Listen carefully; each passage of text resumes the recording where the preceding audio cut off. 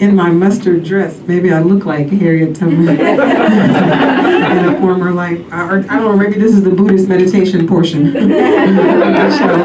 I'm Dana Keel. He did in fact say that. And on this lineup, you guys, and it's like, first of all, thank you for coming out to support live comedy. On this lineup, as usual, you guys, I'm the only African American female Gen Xer. And that makes me the Oracle from the Matrix. Right? There is no spoon. And so when I explain Gen Xer, to anybody who needs that explanation, I just old school, not old, not postal money order, old. Right, by show of hands, who knows what a postal money order is? right. And if you don't, just think Venmo on paper.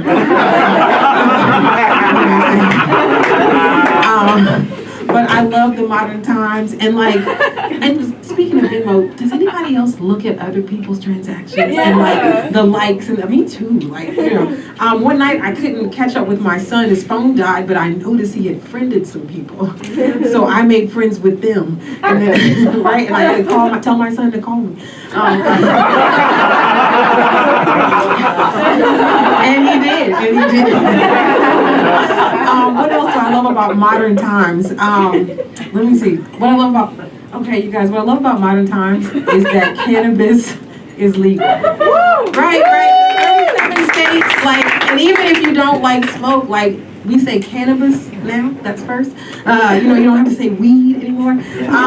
But my question still is this: when is weed going to smell legal? You know what I'm saying? It still smells like a secret to me.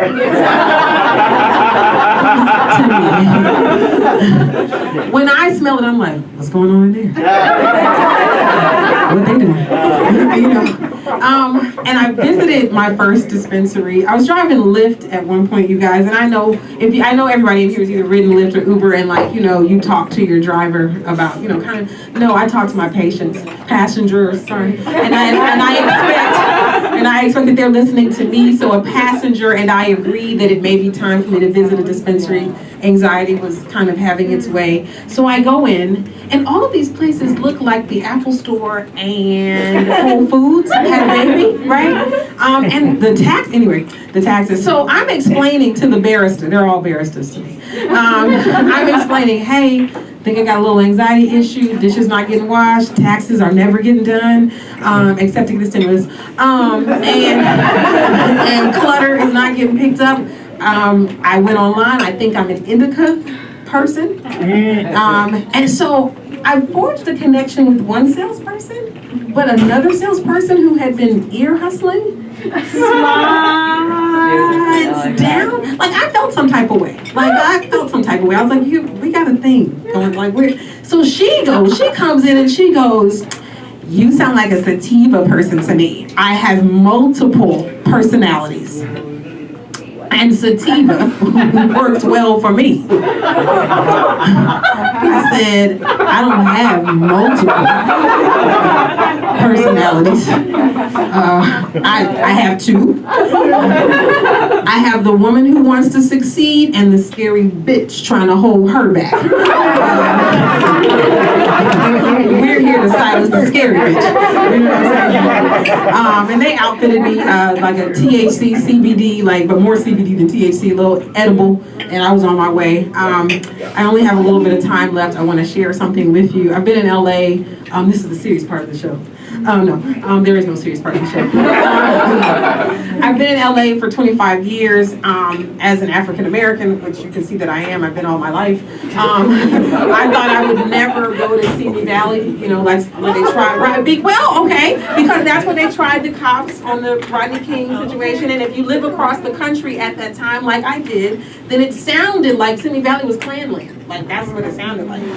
But I went. They called me to do comedy.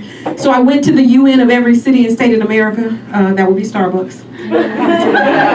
And there at Starbucks, I met the ambassador to African Americans in Simi Valley. She was an older white woman.